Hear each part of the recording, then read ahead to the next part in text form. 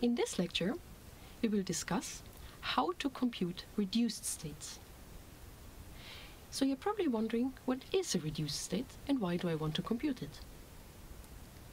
Let's imagine that we have two qubits, A and B. And I tell you that the overall state of A and B is described by some density matrix, rho AB.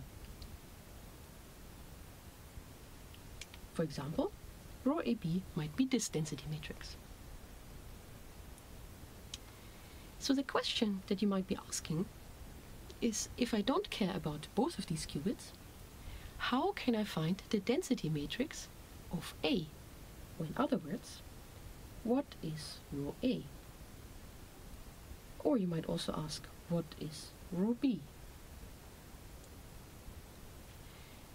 If we look at just one of the two qubits, then we call this the reduced state of a larger system, A and B. So let's think about what, in this particular example, this reduced state would actually be. So we know that if rho A would be 0, A, and rho B would be 1, and I would be asking you, given these two things, go and compute rho AB, then you've already learned how to do that using the tensor product. So here it's easy to see that in my simple example, because rho AB really is the tensor product of two states, we of course expect that, to be consistent with this, the reduced state is on A is really just this, and the reduced density matrix on B is just this. So we've computed the reduced state of an extremely simple example. Let's have a look at something slightly more complicated. Let's consider the following state. And we can again ask ourselves, what is the reduced density matrix of A? In other words, what is rho A? So remember that this density matrix we can imagine as being generated by a process that, with probability half, prepares the two qubits in the state 0A and 0B, and with probability half prepares the state in 1A and 1B. For both of these cases, we actually already know what would we expect rho A to be. Namely, in this case, we would expect rho A to be 0, and in this case, we would expect rho A to be 1. So using our usual rule for computing mixed states, we expect that here with probability half, we have 0, and with probability half, we have 1.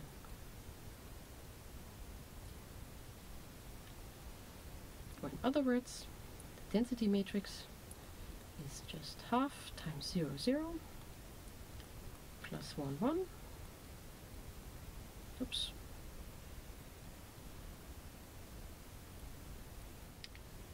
which is the maximally mixed state.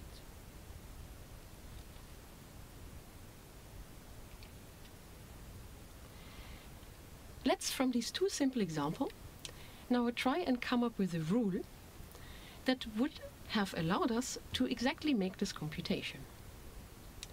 So let me look at exactly the same example again. So what we're interested in is this part. In general, rho A can be computed by taking what is called the partial trace with respect to B. So in other words, rho A is the trace with respect to B of the state rho AB. So how do we compute that? So here I've just written rho AB, and taking the trace of B means that we're going to put the trace not on everything, but just on the B part.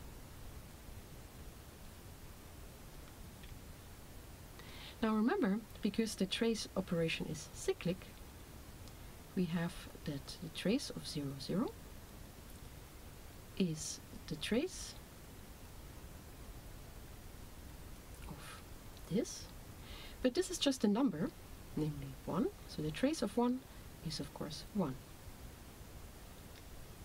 So this term here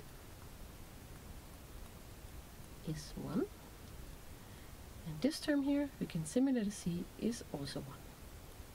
So this means that the partial trace, just as we had computed before, is 0 on A mixed with 1 on A, which is the maximally mixed state.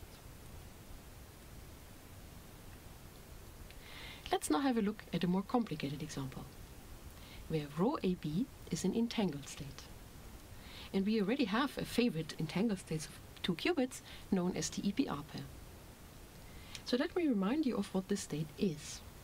So as a vector, it was an equal superposition of 0, 0 and 1, 1. If I write it as a density matrix, I'm just computing the outer product. Let me actually write out what that is. So taking the outer product, I have a prefactor which is 1 over square root 2 times 1 over square root 2, which gives me the half. And then I have these terms here. So I'm going to multiply this with this, and then this, and I compute 1, 1, also times this, and times that. So if you do that, what we get is this expression. So let's again apply our rule, because remember, what we want to know is rho A. And rho A can be computed by taking the partial trace over B. So in this example, again, let's just put the trace everywhere on the B, but only on the B part.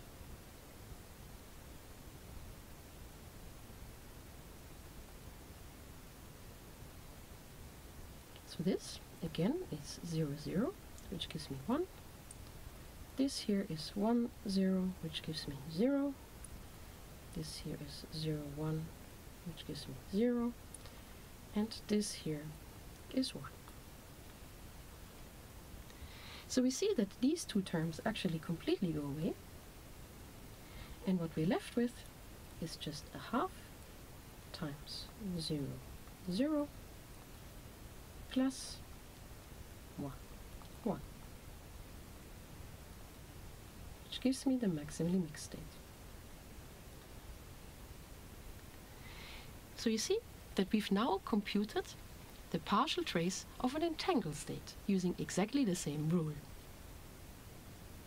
You may observe from this example that different descriptions of rho AB, so different density matrix, rho AB, can lead to the same reduced state on A. In my previous example, rho A was the maximally mixed state, and also in this new example, rho A was the maximally mixed state.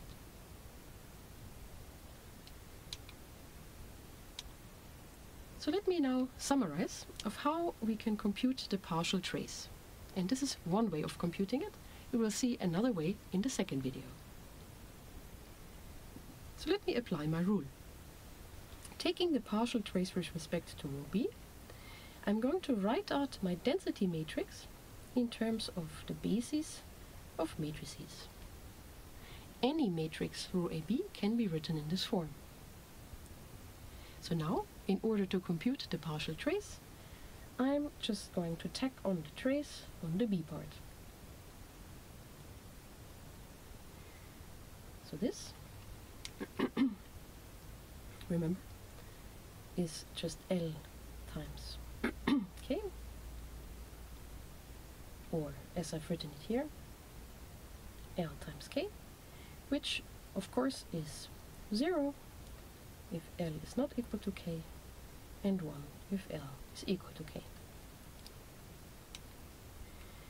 So this means that all the terms will fall out where L is not equal to K. So I can simplify this expression by summing only over k, and instead of having the two indices up here, I will only have the terms remaining where these are the same. So this is how to compute the partial trace.